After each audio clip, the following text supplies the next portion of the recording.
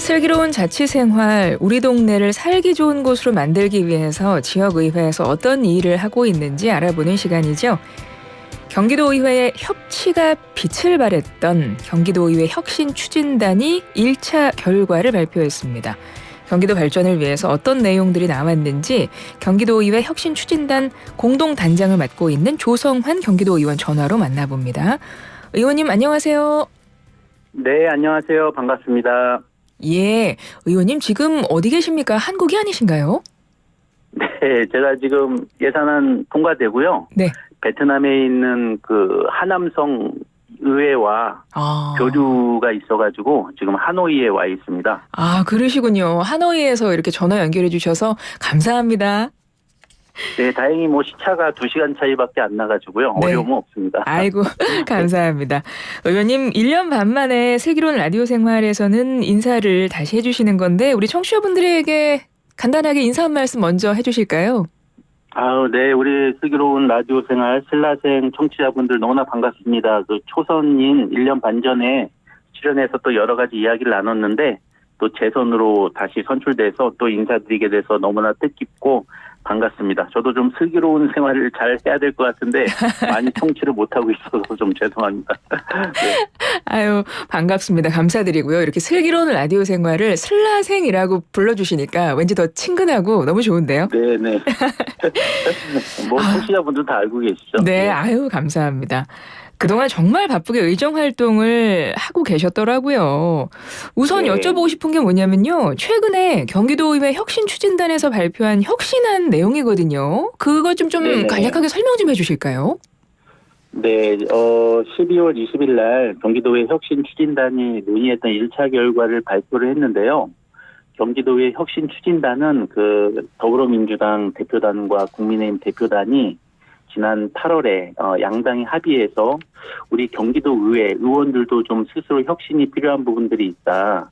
이런 공감대를 형성해서 이 부분에 대한 논의를 시작을 했고요. 그 결과 1차 논의된 합의된 내용들을 그저께 발표하게 된 내용입니다. 그 내용은 한 5가지를 저희가 먼저 발표를 했는데요. 네. 의회가 이제 좀 입법 활동을 하는 데 있어서 선진화된 방안으로 의안이 상정되고 심사하는 이런 전문성을 좀 갖는 제도를 좀 갖게 했고, 그 다음에 저희가 예산 결산 심사의 전문성을 위해서 좀 분리 운영하는 거, 그 다음에 의정 활동이 더 열심히 잘할 수 있도록 개선 방안을 마련하는 것들, 이런 것들, 또 정책 지원관 제도가 실시됐는데 아직은 시행 초기라 여러 가지 혼란이 있거든요. 이 내용들 좀 정리하는 내용들을 발표를 했습니다. 그렇군요. 앞서도 제가 안내를 해드렸는데 협치가 빛을 발했던 1차 결과. 그러니까 양당이 합의해서 만들어내신 거예요. 혁신안. 내용 간략히 정리를 해주셨는데 제일 눈에 띄는 내용이 아무래도 경기도와 경기도교육청의 예산 심의를 나눠서 하자. 이 내용인 것 같고 네. 좀 전에도 말씀해 주셨던 상임위원회 분리운영 이 말씀해 주셨던 거죠? 네네. 그렇습니다. 예. 그래서 그런 것들 좀 여쭤보고 싶은데요. 먼저 도와 도교육청의 예결위 심의를 분리하는 게 필요하다고 생각하신 이유가 좀 궁금해요. 네, 현재는 약 28명의 예결위원들이 경기도 33조, 교육청의 22조 되는 재정을 예산 결산 심의를 하고 있거든요. 네. 그런데 인원이 너무 많다 보니까 이게 심도 있는 논의가 되지를 못하고 있어요. 의원당 5분만 발언을 해도 한 개의 부서를 심의하고 질문하는 데만도 3-4시간이 걸리기 때문에 이 예결위 기간에 이게 효과적으로 정확하게 심사하기가 어려운 부분이 있고, 의회가 또 142명에서 156명으로 정원이 늘어났습니다. 14명이 11대에. 네. 그러다 보니까 이런 부분들이 반영되지 못하는 구조 때문에 교육청과 도의 예결위원회를 분리해서 상임위원회에서 심사된 내용들을 예결위원회에서 좀 더 꼼꼼하게 살펴보자, 이러한 취지에서 이렇게 분리하기로 했고요. 네. 이건 양당 대표들이 지난번에 원내대표 출마할 때부터 공약으로 내세웠던 사항이기도 하고 의원들도 많이 공감하고 있는 부분들입니다. 그래서 후반기에는 좀 시작하기로 이렇게 합의가 됐습니다. 네. 그리고 상임위원회 분리운영. 이거는 기존에 있던 상임위를 더 쪼개서 더 많이 만드는 걸 의미합니까? 네네, 그렇습니다. 지금 상임위가 11개가 있거든요. 예. 그런데 이제 의원들이 많은 상임위는 16명, 적은 상임위는 10명, 이렇게 좀 편차가 있고요. 또 소위 말하는 인기 상임위들이 있습니다. 예. 의원들이 선호하는 좋은 상임위. 네. 여기로만 또 너무 가려는 그러한 부분들이 있고, 상임위가 이게 부서가 조직 개편이 여러 번 되면서 조금 이렇게 안 맞는 부분들이 있어요. 비효율적인 부분들. 뭐 집행부가 뭐 이쪽 여러 개 상임위를 다 가야 된다든가, 아니면 뭐 업무가 서로 연결이 안 되는 뭐 이런 업무들이 있고, 또 우리 청년 관련 업무들은 세개 상임위에 또 부서가 나눠져 있고, 네. 여러 가지 이런 측면들이 있어서 인원도 늘어났고, 이러한 상임위의 점검이 한번 필요하다, 그런 공감대가 형성되어서 상임위를 증설하고 기존에 있는 상임위 담당 업무를 재배치하는, 재배정하는 그러한 내용까지도 좀 포함하고 있습니다. 그렇군요. 조성환 의원님께서 교육위원회에 계시잖아요. 네네. 예, 어떻게 인기 상임입니까? 교육위원회도 인기 상임입니다. 교육위원회가 2개가 있는데요. 네. 예. 선호도가 더 높은 상임위는 제가 속해 있지 않은 상임이고요. 그렇군요. 그다음에 여기는 후순위 인기 상임입니다. 알겠습니다. 앞으로 뭐 이렇게 상임위를 더 촘촘하게 쪼개서 운영을 하면 어찌 보면 의원님들이 더 바빠지실 것도 같습니다. 더 세심하게 좀 안건들을 보셔야 되지 않을까 이런 생각도 들고 말이죠. 그렇죠. 예. 네. 지금도 열심히 하는 의원님들은 뭐 밤을 새서 현안들을 다 점검하는데, 이것을 제대로 지적하고 개선 요구하기 위한 시간들이 너무 부족한 거예요. 우리 청취자분들 보시면 국회 상황도 보면 발언을 할 때 그 집행부의 발언을 자르고 의원들이 계속 얘기를 하잖아요. 네. 이게 주어진 시간이 5분, 7분 이렇게 한정돼 있다 보니까 그렇죠. 답변을 다 들으면 질의를 못해요. 그렇죠. 그래서 그렇죠. 이제 그런 현상들이 나타나서 좀 우리 보시는 국민들도 답답하게 생각하시는 부분들이 있을 겁니다. 네. 예, 알겠습니다. 조성환 의원님, 앞서 제가 의원님을 어떻게 소개를 해드렸냐면 전국 조례왕 이렇게 소개를 해드렸거든요. 예, 조례를 많이 발휘하셨나 봐요. 그 중에서 내가 이 조례안은 정말 뜻깊게 준비한 거다. 뭐 다 그러시겠지만 진짜 소개를 하고 싶다 하는 거 있으세요? 뭐 조례왕 뭐 많이 발휘한 건 아니고요. 아마 전국 최초 조례 발의 건수가 좀 많아서 그래서 조례왕이라는.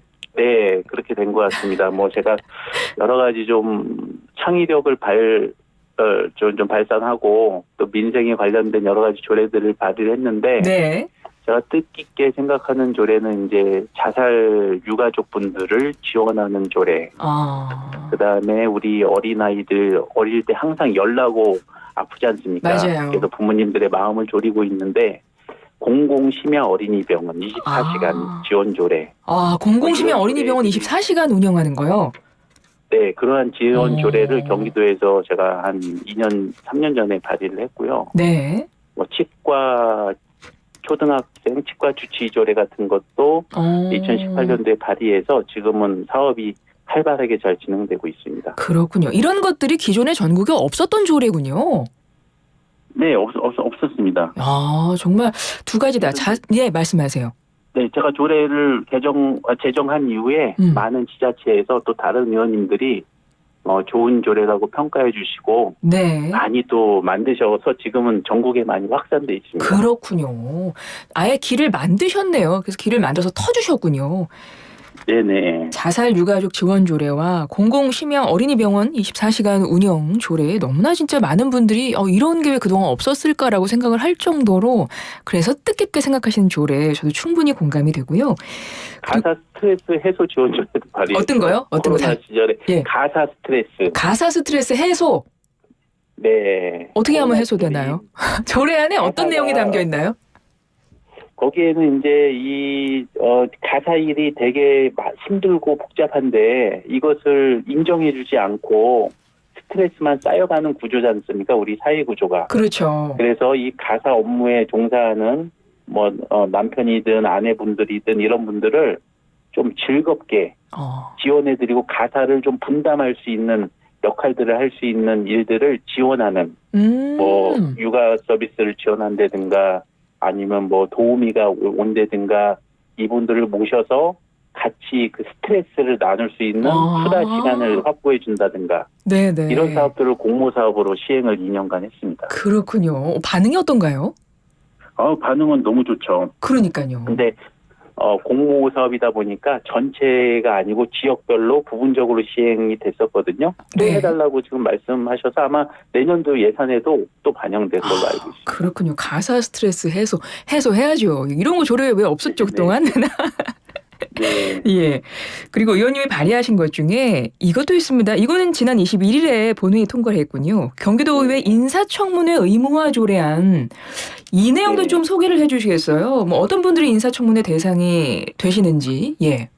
현재 인사청문회는 저희가 경기도 같은 경우에 24개 기관 중에 협약을 맺은 한 16개 기관들을 청문회를 실시했었고 교육청 산하기관은 한 군데도 실시하지 않았었거든요. 네. 그래서 공공기관과 출자 추정기관들의 기관장들을 청문회를 하는 겁니다. 지방자치법이 개정되면서 이 지방의회도 인사청문회를 할 수 있게 법적인 근거가 마련돼서 경기도에서는 이미 협약에 의해서 하고 있지만 이것을 법령 취지에 따라서 확대해서 의무적으로 하도록 그렇게 조례를 제정을 했습니다. 그렇군요. 그러면 경기도 의회에서도 청문 보고서 채택이 안 될 수도 있는 거 아닙니까? 그 인사청문회 대상자가. 그럴 경우는 어떻게 되는 그렇죠. 거예요? 부적격 의견을 내게 되면 그 인사권자는 이제 도지사나 교육감이기 때문에 중앙부처처럼 뭐 임명은 할 수 있거든요. 네. 그러나 기관장 입장에서는 의회가 부적격 판정을 내렸을 경우에 향후에 예산심의라든지 사업 승인을 다 의회로부터 받아야 되는데 엄청난 부담이 될 수밖에 없죠. 그렇죠. 그래서 더 열심히 할 수밖에 없는 그러한 구조를 가지고 있습니다. 그렇군요. 전국 최초 조례 제정의 주인공이십니다. 조성환 경기도 의원님과 이야기 나누고 있는데 정말 조례안들의 내용이 굉장히 참신하기도 하고 아니 그동안 이런 게 왜 없었지? 정말 너무 필요했던 조례인데 이런 생각이 들어요. 말씀을 들으니까요. 네네. 평소 이런 아이디어는 어떻게 떠올리시는 거예요? 늘 생각을 갖고 계셨던 걸 하나씩 지금 추진을 하고 계신 건가요? 제가 이제 시민의 한 사람의 입장이다 보니까 제가 불편을 겪었던 것들 또 이러한 부분에 도움이 필요하다고 생각하는 것들을 이제 입법화하게 된 거거든요. 네. 그런 부분에서 저는 상당히 이 도의원이라는 역할이 매우 중요하다. 지방의회가 매우 중요하다. 이렇게 생각을 하고 있습니다. 그렇군요. 자꾸 막 기존에 없었던 전국의 최초의 조례들을 막 만들어내시니까 함께 일하시는 뭐 보좌관분들이나 이런 분들은 좀 일이 많이 바쁘시겠어요? 다른 분들보다. 근데 뭐 또 이게 뭐 제가 또 막 뭐 업무를 많이 요구하거나 그러지 않기 때문에 아마 제 생각일 수는 있지만 네네. 저랑 일하는 것을 꽤 힘들어하지는 않으시는 것 같아요. 말씀을 나눠보니까 그러실 것 같습니다. 네네. 의원님 그 의정 활동 하시는 목표 중 하나가 지방자치 강화라는 말씀을 어딘가 인터뷰에서 하셨더라고요. 네. 그래서 뭐 발표한 혁신한 내용도 조금 전에 이제 말씀해 주신 거 그리고 지금 쭉 소개해 주셨던 조례안 내용들 보면 결국은 이 최종적으로 이 지방자치 강화 이 목표에 한 걸음 한 걸음 가고 계신다 이렇게 생각해도 될까요? 네, 그렇습니다. 아까도 이제 조례는 그 법안의 씨앗이라는 얘기도 있습니다. 그러니까 법이 중앙부처에서 갖지 못했던 부분들의 영역을 조례를 제정이 되면서 그 부분이 활성화되면서 법이 만들어지는 경우도 있거든요. 네네. 그리고 또 각 지역의 특색에 맞게 지방의 현실에 맞게 그 부분에 필요한 것들을 입법화해서 조례를 만들다 보면 이것들 중에 좋은 제도들은 또 중앙에서 활용되고 있기 때문에 지방 자치를 강화하는 데 이렇게 혁신안에서 발표한 여러 가지 사안들이 매우 동력이 될 것이다 이렇게 확신하고 있습니다. 네. 최근에 행정사무감사에서도 주목을 크게 받으셨더라고요. 특수학교의 현실을 지적하셨던데 이거의 핵심적인 내용은 네네. 어떤 건가요? 간략하게 말씀해 주시면.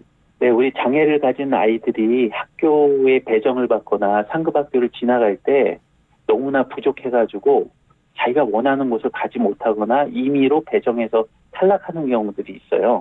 그래서 그 제도의 불합리성을 지적을 했고 또 필요한 부분들의 수요를 늘리는 것이 중요해서 저희가 파주 지역 같은 경우에 이제 특수학급을 내년도에 2군데 늘리게 됐고 예. 경기도에는 또 특수학교를 설립하기로 이렇게 집행부와 약속이 돼서 아마 우리 부모님들 장애가 있는 학생들을 가지신 그 부모님들의 안타까운 마음에 조금 일조할 수 있는 일들을 하게 돼서 그나마 다행으로 생각합니다. 더 그렇군요. 필요합니다. 아유, 네네. 네. 특수교육 대상자의 학교 배정에 대한 문제점을 지적하셨고 그 부분 개선을 위해서 앞으로도 노력을 해 주실 거네요. 조성환 네. 경기도 의원님이 이제 지금 말씀하셨지만 이제 지역구가 파주신 건데요, 그죠? 네. 파주 우리 지역구에 계신 시민들 또 우리 지금 청취자분들께 이제 저희가 시간 한 30초 정도 남아가지고요. 끝으로 인사 말씀 해주실까요? 뭐 내년 목표도 좋고요, 올해 뭐 덕담도 좋습니다. 네, 내년에 용해라고 합니다.